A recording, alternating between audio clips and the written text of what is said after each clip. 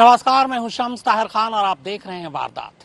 यूं तो जंग लाती ही बर्बादी, मगर जंग के बीच अगर जंग लड़ने वाला खुलेआम ये धमकी दे कि मैं उन्हें बर्बाद कर दूंगा, तो फिर समझ लीजिए कि उसका इरादा क्या है।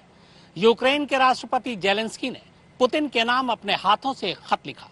इस खत में उन्होंने लिखा कि जंग रोक दे, मगर इसी खत में उन्होंने एक लाइन ऐसी लिखी जिसे पढ़ते ही पुतिन का गुस्सा 7वें आसमान पर जा पहुंचा। इसके बाद उन्होंने यूक्रेन को बर्बाद कर देने की धमकी दे डाली। उसे जाकर कह दीजिए कि मैं उन्हें बर्बाद कर दूंगा।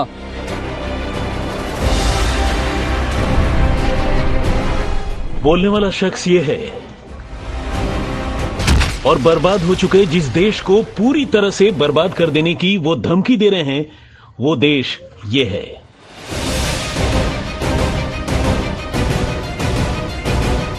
यानी यूक्रेन।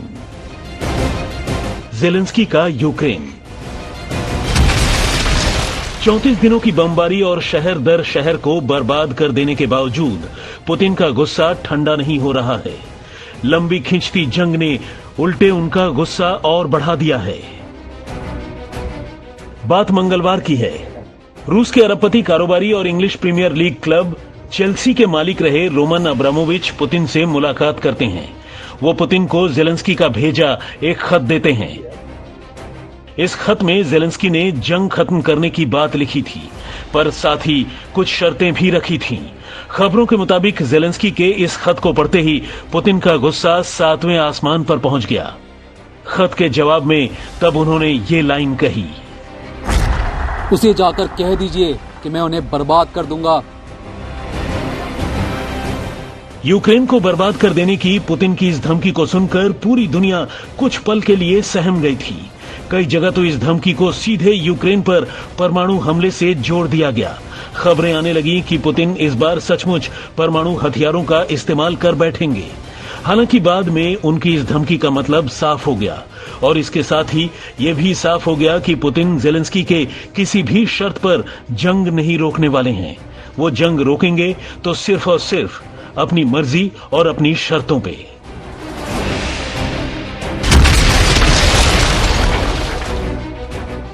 खबरों के मुताबिक अरबपति कारोबारी रोमन अब्रामोविच जंग रोकने के लिए रूस और यूक्रेन के बीच एक मध्यस्थ के तौर पर काम कर रहे हैं। दरअसल रोमन पुतिन के करीबी माने जाते हैं। जेलेंस्की के साथ भी उनके ठीक ठाक रिश्ते हैं। दुनिया के कई देशों के नेता जो काम नहीं कर पाए उसे करने की कोशिश रोमन कर रहे थे।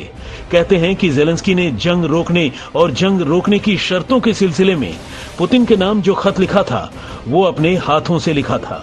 जेलेंस्की के इसी खत को लेकर रोमन तयशुदा कार्यक्रम के तहत पुतिन से मिले, मगर जैसे ही पुतिन ने जेलेंस्की की शर्तें पढ़ी उन्हें गुस्सा आ गया। पुतिन इस बात पर गुस्सा थे कि जिस देश को वो पिछले 34 दिनों से तहस नहस कर रहे हैं वो उनके सामने शर्तें कैसे रख सकता है। इसी गुस्से में उन्होंने रोमन से जेलेंस्की का नाम लेकर कहा, उसे जाकर कह दीजिए कि मैं उन्हें बर्बाद कर दूंगा। जेलेंस्की के खत और पुतिन की इस एक लाइन से फिलहाल तो ये साफ हो चुका है कि बातचीत से कोई भी बात बनने वाली नहीं है। खासकर यूक्रेन की शर्तों पर तो कतई नहीं। जंग तभी रुकेगी जब पुतिन की शर्तें जेलेंस्की मानेंगे। रूसी हमले में यूक्रेन में हजारों फौजियों के साथ साथ आम नागरिकों की भी मौत हो चुकी है और यूक्रेन के कई शहरों पर कब्जे को लेकर रूस और यूक्रेन की फौज के बीच घमासान जारी है। अब तक की खबरों के मुताबिक रूस ने Chernihiv, Chernobyl, Sumy, Kharkiv, Donetsk, Mariupol और खेरसन पर कब्जा कर लिया है, जबकि लवीव, इरपिन, कीव और मिकोलेव पर यूक्रेन ने कब्जे का दावा किया है। इनमें इरपिन जैसे कुछ शहर ऐसे भी हैं जिन पर पहले रूस ने कब्जे का दावा किया था, लेकिन बाद में यूक्रेन ने साफ कर दिया कि ये शहर फिर से यूक्रेनी फौजियों के कब्जे में हैं। जेलेंस्की इन हालात के बीच कई बार नेटो में शामिल न होने और शांति के लिए कभी भी बातचीत के लिए तैयार रहने की बात कहते हैं, मगर फिर कई बार रूस को चुनौती देते हुए नेटो को रूस पर हमले के लिए ललकारने लगते हैं। ऐसे में जब वो और उनका मुल्क खुद जंग की आग में झुलस रहा हो, उनका समझौते के लिए उल्टा रूसी राष्ट्रपति को ही शर्तें गिनाना अपने आप में एक चौंकाने वाली बात है। जानकारों की माने तो दोनों राष्ट्रपति के बीच तनातनी की इस हालत में फिलहाल दोनों की आमने सामने मुलाकात मुश्किल लगती है और ऐसे में फिलहाल दोनों देशों के प्रतिनिधियों पर ही बातचीत के जरिए शांति का रास्ता खोजने की बड़ी जिम्मेदारी है। हाल ही में क्रेमलिन के प्रवक्ता दिमित्री पेस्कोव ने सीएनएन को दिए गए एक इंटरव्यू में साफ किया है कि अगर उनके मुल्क यानी रूस पर कोई अस्तित्व का संकट पैदा हुआ तो रूस परमाणु हमला करने से पीछे नहीं हटेगा।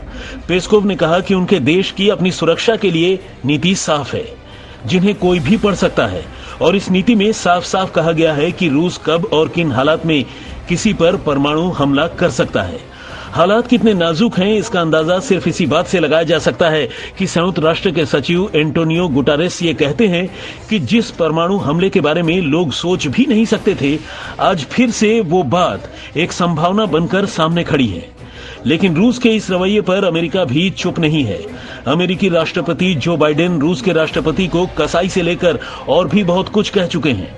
बाइडेन ने ये कहकर एक नए विवाद की शुरुआत कर दी थी कि पुतिन को अपनी कुर्सी पर बने रहने का कोई हक नहीं है।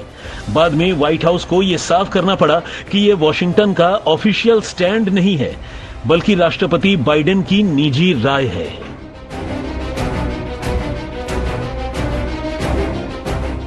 यूक्रेन को नेटो में शामिल होने से रोकने और उसके विसैन्यीकरण के नाम पर उस पर पिछले 24 फरवरी से रूस ने हमले की शुरुआत की थी, जो अब भी जारी है, और इस हमले में हजारों लोग मारे जा चुके हैं।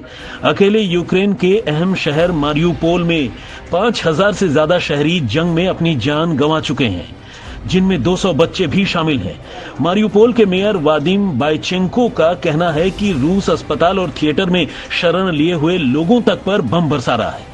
हालांकि रूस ने इस जंग में हलाक होने वाले फौजियों और आम लोगों के आंकड़ों पर अपना मुंह सी रखा है, मगर संयुक्त राष्ट्र ने साफ किया है कि 1 करोड़ से ज्यादा लोग शरणार्थी के तौर पर यूक्रेन छोड़ चुके हैं, जिनमें आधे तो बच्चे ही हैं। हालांकि इतनी कड़वाहट और तनाव के बावजूद अमन की उम्मीदें खत्म नहीं हुई है, बल्कि अब तो ये उम्मीद भी नजर आने लगी है कि शायद भारत भी दोनों देशों के बीच शांति बनाने में अहम रोल अदा करे। दरअसल इजरायल के प्रधानमंत्री नफ्ताली बेनेट भारत पहुंच रहे हैं, जबकि इससे पहले रूसी विदेश मंत्री सर्गेई लावरोव भारत आ रहे हैं। दोनों ही नेता यहां भारत के प्रधानमंत्री नरेंद्र मोदी से मुलाकात करेंगे। नफ्ताली और लावरोव से मुलाकात के बाद पीएम मोदी की पुतिन और जेलेंस्की से भी बात होगी, जबकि खुद बेनेट भी इस मसले पर पुतिन और जेलेंस्की से चर्चा करेंगे ताकि कोई रास्ता निकाला जा सके। इस मामले में भारत की भूमिका पर खुद संयुक्त राष्ट्र संघ ने भी अपनी मुहर लगाई है। संयुक्त राष्ट्र के सचिव एंटोनियो गुटारेस भारत, तुर्की और इजरायल समेत कई देशों से रूस और यूक्रेन के मसले पर लगातार संपर्क बनाए रखने की बात कही है और उम्मीद जताई है कि इससे जरूर कोई न कोई रास्ता निकलेगा।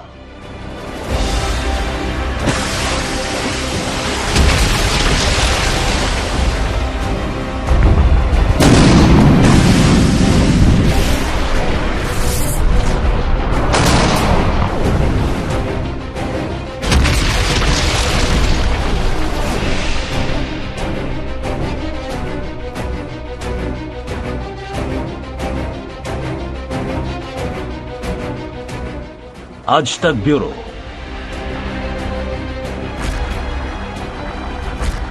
जिन अरबपति कारोबारी रोमन के हाथों जेलेंस्की ने पुतिन के नाम खत भेजा था, वो उन गिने चुने लोगों में से एक है जो दोनों देशों के बीच समझौता कराने की कोशिश कर रहे हैं।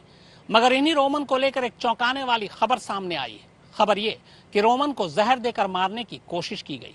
इतना ही नहीं, कुछ और लोग हैं जो रूस और यूक्रेन के बीच शांति कायम कराना चाहते हैं। इन लोगों को भी जहर देकर मारने की कोशिश की गई।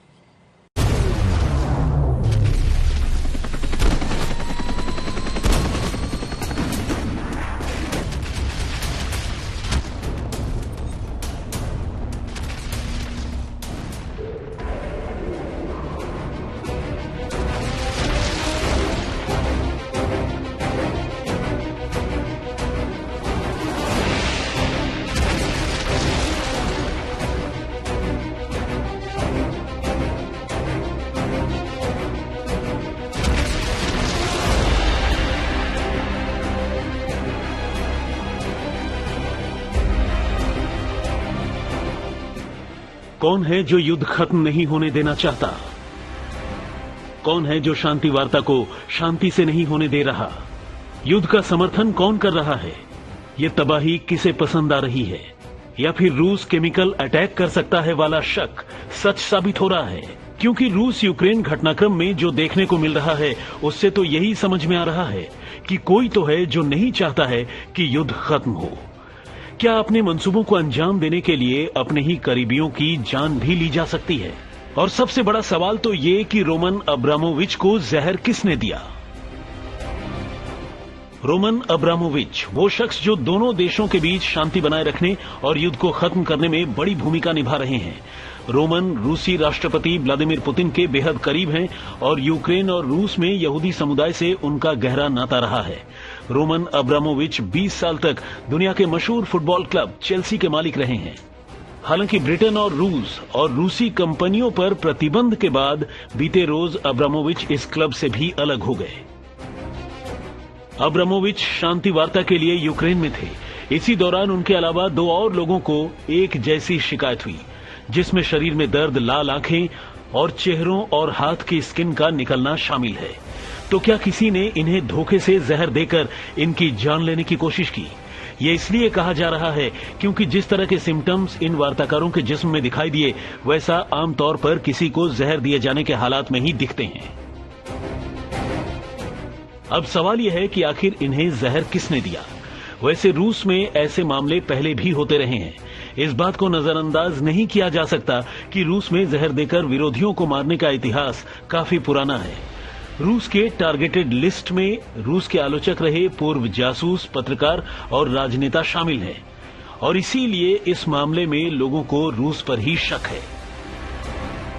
तो सवाल अब भी यही कि रोमन अब्रामोविच को जहर किसने दिया?